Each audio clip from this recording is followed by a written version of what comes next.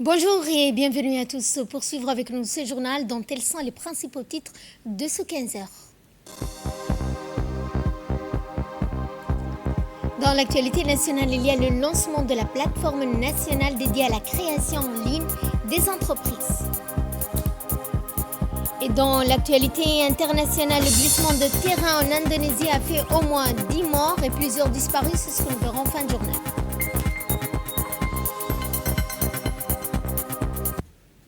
Bonjour à tous et nous entamons ce journal par le forum consacré au lancement de la plateforme de création en ligne des entreprises.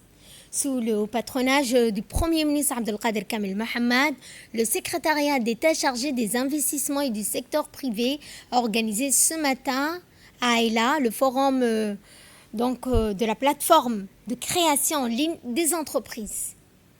Cet événement marque également une étape majeure dans la modernisation de l'environnement des affaires en facilitant et en simplifiant les démarches de création d'entreprises grâce à une solution numérique accessible, rapide et transparente. Cette nouvelle plateforme vise à encourager l'entrepreneuriat, renforcer l'attractivité du pays et soutenir le développement du secteur privé. Il a également réuni les membres du gouvernement, des représentants d'institutions publiques privées, des partenaires techniques ainsi que des acteurs économiques témoignant de l'engagement commun en faveur de la digitalisation des services publics et l'amélioration du climat d'investissement. À travers cette initiative, le secrétariat d'État chargé des investissements et du secteur privé réaffirme son intention à accompagner les porteurs de projets, promouvoir un écosystème entrepreneurial dynamique, inclusif et compétitif.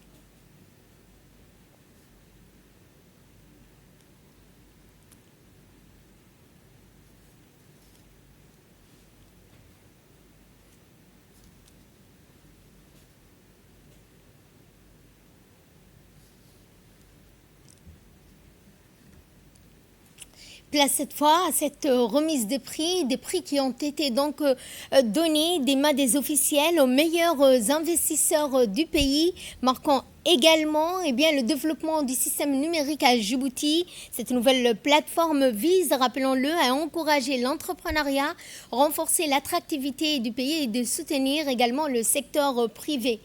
Cet événement qui est une étape majeure dans la modernisation de l'environnement des affaires en facilitant et simplifiant également des démarches de création d'entreprises. C'est un honneur vraiment pour Golden Africa d'avoir été honoré par cette nomination. Et ceci est le fruit, bien sûr, de tous les investissements qui ont été faits, l'acharnement et la vocation et la vision qu'a eu le propriétaire de Golden Africa, M. Fouad Hael, avec bien sûr en l'accompagnement et le soutien du président de la République. Je voudrais ici remercier Monsieur le directeur général de la ANPI, Monsieur Mahdi Darar Obsiye, qui a vraiment fait un excellent travail sur la création de cette plateforme qui va éventuellement faciliter l'enregistrement des entreprises locaux et internationales au niveau du secteur privé. Le gouvernement a procédé ce jour à la signature d'une lettre d'intention avec la China Green Industry Consortium relative au projet du parc industriel vert en zone portière. La cérémonie s'est tenue sous la représentation du gouvernement, en la personne du ministre de l'économie et des finances, Ilyas Moussa Dawale, du monsieur le secrétaire général de la présidence de la République, Madame la conseillère juridique.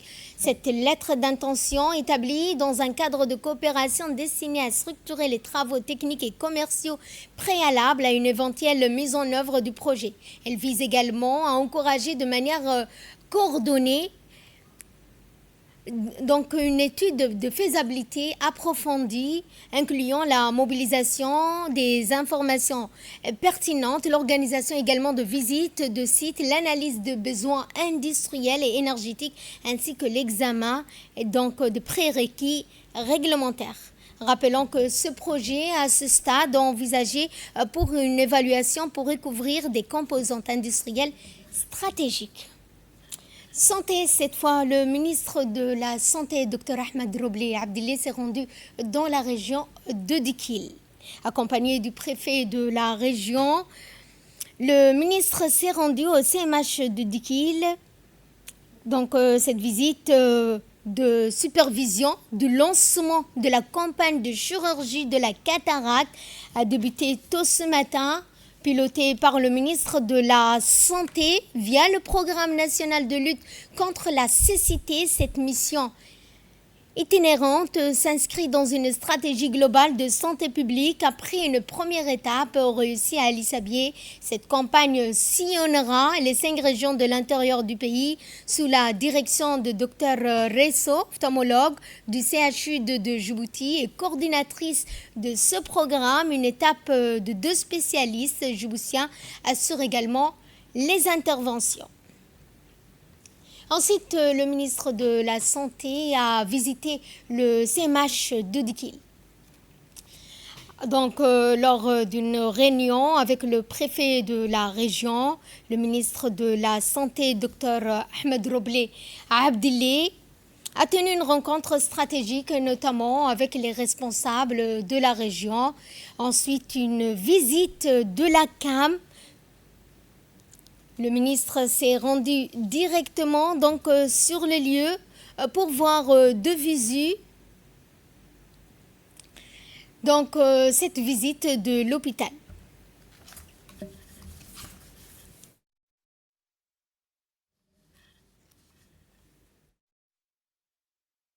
Cadre du déploiement opérationnel du projet, bien, le ministre de la Santé, pour cette mission d'envergure, était accompagné d'une délégation de hauts responsables de la santé, dont Dr Hassan Abdurrahman, directeur général de la CAM, Dr Omar Mahmoud, directeur général du CHU, M. Abdelkader Ahmed Garat, conseiller principal du ministre, Ali Khair, directeur des régions sanitaires. Initié en 2025, ce projet vise à garantir l'approvisionnement trimestriel et régulier donc, de médicaments pour l'ensemble du territoire, et notamment des régions les plus reculées du pays. En prenant la parole à cette occasion, le ministre de la Santé, Dr Ahmed Roblé Abdillah, donc n'a pas manqué de rappeler l'importance que revêt cette visite dans les régions de l'intérieur. Il a indiqué que cette tournée dans les régions de l'intérieur visait à superviser le lancement d'une campagne de chirurgie de la cataracte, mais aussi voir de visu l'approvisionnement aux médicaments dans les régions de l'intérieur et plus précisément dans les régions les plus reculées. Ensuite, en marge des activités sanitaires menées dans les régions, le ministre a eu une rencontre stratégique avec les leaders communautaires et les chefs coutumiers de la région de Dikil. L'audience s'est déroulée dans l'enceinte de la préfecture en présence du préfet de la région, un dialogue constructif au service de la population locale. Eh bien, ces Oqal ont exprimé leur gratitude envers le ministre, le préfet pour cet espace d'échange d'intentions porté à la région de Dikil, exposé leur déléance prioritaire des communautés, notamment en matière d'accès aux soins de proximité, d'amélioration des infrastructures sanitaires locales. Ils sensibilisent également aux préoccupations exprimées. Le ministre de la Santé a répondu de manière détaillée à chaque point soulevé. Il a également réaffirmé la volonté du gouvernement de décentraliser les services de santé, collaborer étroitement avec les leaders et le Oqal des régions de l'intérieur. Dans le reste de l'actualité, l'ambassade des États-Unis à Djibouti présidait donc une conférence entre les forces armées djiboutiennes et l'armée américaine. Cette conférence a permis aux 2 parties d'échanger sur les priorités communes en matière de sécurité régionale, de formation militaire de coopération opérationnelle, de renforcement des capacités, des discussions ont souligné l'importance du partenariat stratégique entre Djibouti et les États-Unis pour la stabilité et la sécurité dans la Corne de l'Afrique. Les responsables militaires djiboutiens et américains ont réaffirmé leur engagement à promouvoir une collaboration étroite fondée sur le respect mutuel, la transparence des intérêts partagés. Cette conférence constitue également un mécanisme clé du dialogue de coordination contribuant à une meilleure compréhension mutuelle de l'efficacité des actions conjointes. Et prenons la parole donc cette fois. Le colonel Ibrahim Zakaria n'a pas manqué de rappeler l'importance que revêt cette journée donc, de coopération entre les États-Unis et Djibouti. C'est pour nous un réel honneur et un plaisir de vous souhaiter la bienvenue à l'occasion de la 4e réunion bilatérale annuelle de planification qui revêt une signification toute particulière puisqu'il s'agit également de la 3e fois que nous avons l'opportunité de nous rencontrer en présentiel. Cette continuité dans les dialogues témoigne de la solidité, de la confiance mutuelle et de la maturité de notre partenariat. Cette rencontre s'inscrit dans un contexte stratégique marqué par des mutations profondes de l'environnement sécuritaire régional et international. Elle nous offre également l'occasion d'évaluer le chemin parcouru, de consolider nos acquis et de tracer ensemble les perspectives futures de notre coopération. La coopération militaire entre nos deux pays a atteint un niveau remarquable, se traduisant concrètement par la réalisation des projets structurants et d'envergure. Ces réalisations constituent des jalons majeurs dans le renforcement des capacités opérationnelles de nos forces armées et illustrent le caractère pragmatique et orienté sur des résultats de nos partenariats. Dans cette dynamique, la Direction générale des relations internationales joue un rôle central et structurant.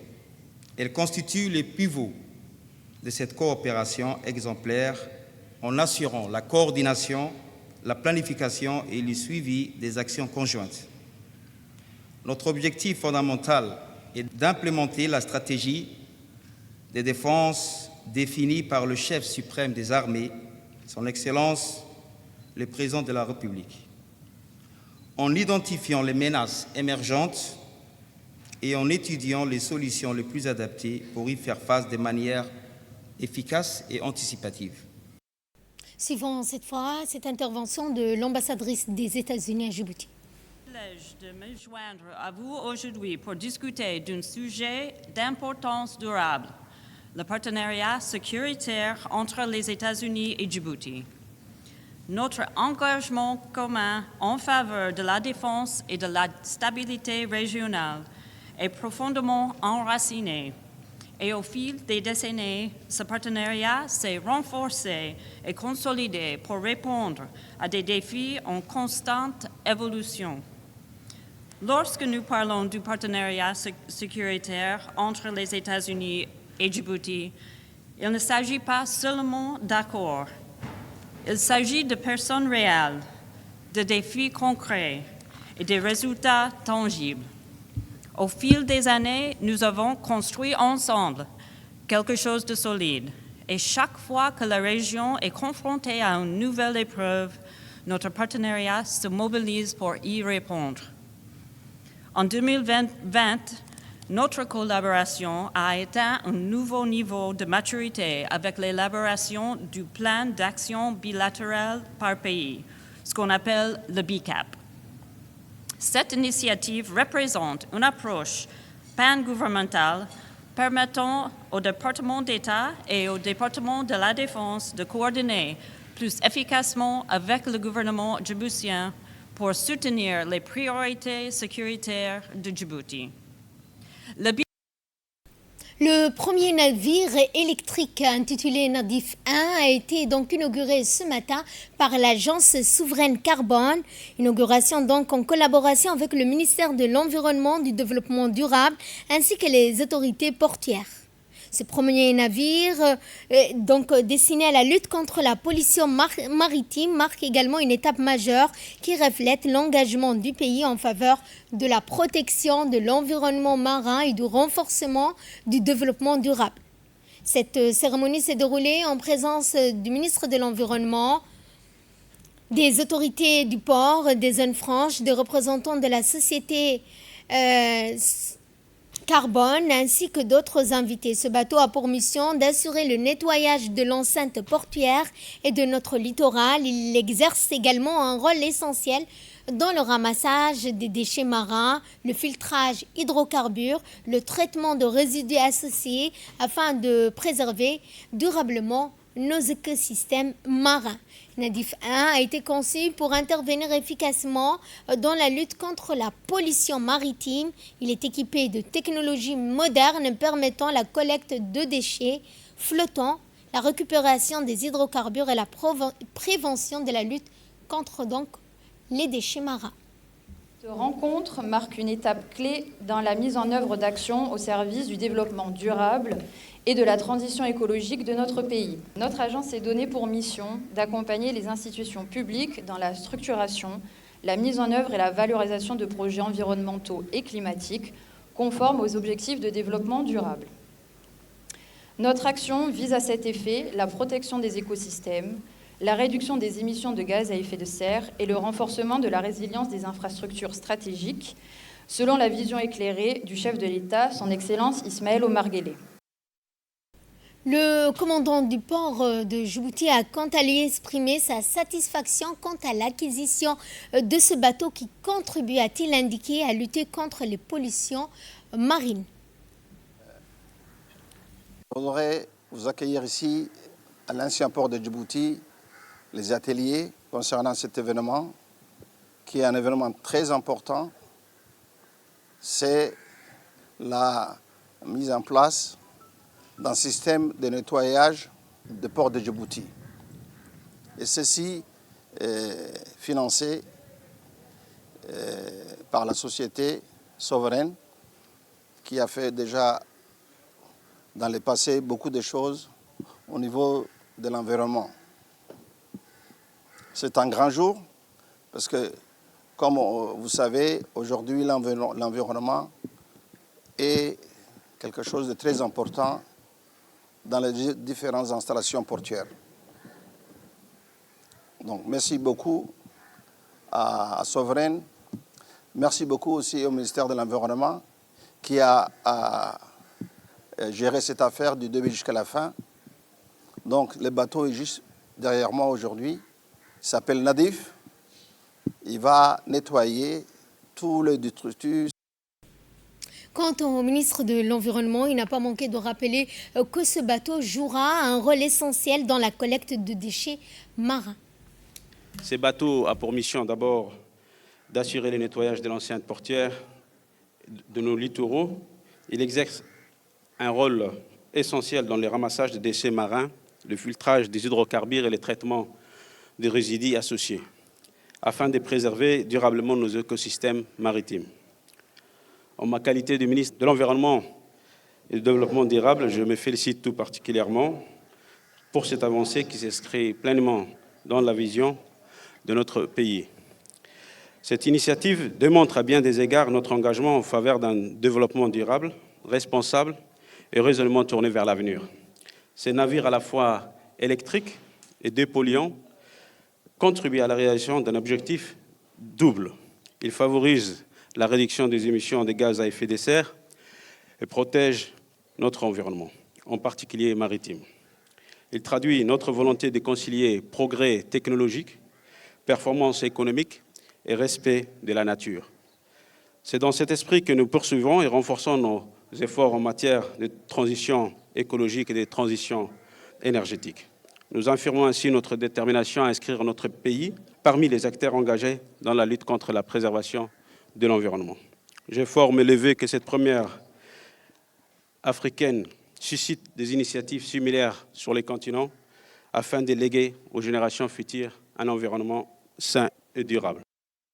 Également dans l'actualité, le ministère du Commerce a, dans la continuité de ses activités de campagne nationale de sensibilisation sur la métrologie légale, l'utilisation d'instruments de mesure conformes, l'ADN, l'Agence djiboutienne des normes de qualité, en collaboration avec le ministère du Commerce et du Tourisme, a mené dimanche 25 janvier ces actions de terrain au niveau des stations-service de la capitale. Cette opération s'inscrit dans une démarche visant à garantir l'exactitude des mesures, la transparence des transactions commerciales, la protection effective des consommateurs.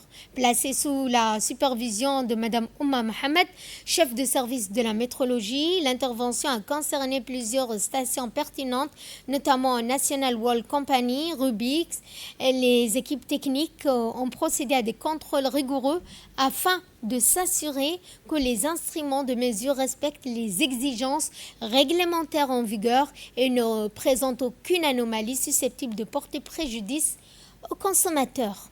Au-delà de ces contrôles techniques, cette action a été marquée par un important volet de sensibilisation. Les opérateurs économiques ont été informés de l'obligation légale de soumettre leurs instruments de mesure à vérification métrologique.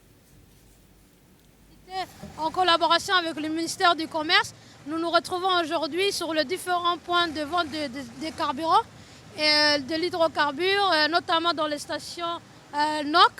Et l'objectif de cette journée, c'était de voir si les instruments de mesure qui est les pompes à carburant est conforme ou pas. Donc j'invite les opérateurs économiques à s'approcher de l'ADN pour vérifier instantanément leurs instruments de mesure. Nous allons parler sport, cette fois avec le lancement de la détection de meilleurs athlètes scolaires sur course de piste. L'Association pour la promotion de l'éducation physique et du sport scolaire, en collaboration avec le MENFOP, ainsi que la Fédération djiboutienne d'athlétisme, a lancé samedi 24 janvier au CM de Fukuzawa et dans toutes les régions la deuxième phase de détection de meilleurs talents de 800 et 1500 mètres. Plus de 3000 élèves de Djibouti-Ville, des régions de l'intérieur, ont participé à cet événement sportif. Objectif final est de créer des écoles d'athlétisme, préparer et entraîner les meilleurs athlètes sélectionnés en vue des Jeux africains scolaires, des Jeux de la Fédération internationale du sport, prévus courant de l'année 2026-2027, cette compétition était ouverte aux collégiens et lycéens garçons et filles qui se sont affrontés sur des distances de 800-1500 mètres. Pour les responsables de l'APEP, cette journée marquait une étape essentielle dans la promotion du sport scolaire qui contribue et continue à vivifier les talents pour l'avenir. Aujourd'hui, de participer à cet événement de détection initié par le ministère de l'Éducation nationale et organisé par la PEPS en collaboration avec la Fédération d'athlétisme. Cette initiative qui a pour objectif de détecter les meilleurs athlètes pour participer aux Jeux internationaux Afrique qui aura en 2027. Donc nos professeurs de PS sont là et pour préparer ces élèves détectés pour bien les préparer aux Jeux athlétisme en Afrique qui aura lieu en 2027. Et de là, nous passons à l'actualité internationale. Je vous le disais en titre, en Indonésie, des glissements de terrain ont coûté la vie à plus de 10 personnes et fait plusieurs disparus. Les équipes d'urgence s'efforcent d'atteindre les zones sinistrées pour venir en aide aux habitants et évacuer également les personnes affectées. Cette catastrophe s'inscrit dans le contexte des risques naturels récurrents en Indonésie, un pays fréquemment touché par des glissements de terrain et des inondations saisonnières en raison de sa géographie et de son relief accidenté. Israël a émis donc les plus importants ordres de confiscation, l'un des sites archéologiques en Cisjordanie occupés depuis 1967. Le ministre israélien des Antiquités a justifié cette décision en affirmant que la zone possède un héritage juif significatif et annonce son intention de transformer en parc national, qualifiant la mesure de correction d'une injustice historique Côté palestinien, cette décision est fermement rejetée. Les autorités locales et les propriétaires concernés soulignent que les terres confisquées sont des propriétés privées palestiniennes et considèrent cette mesure comme une nouvelle étape dans l'annexion de la Cisjordanie par Israël. Et c'est ainsi que se referme ce journal. Merci à vous de nous avoir suivis.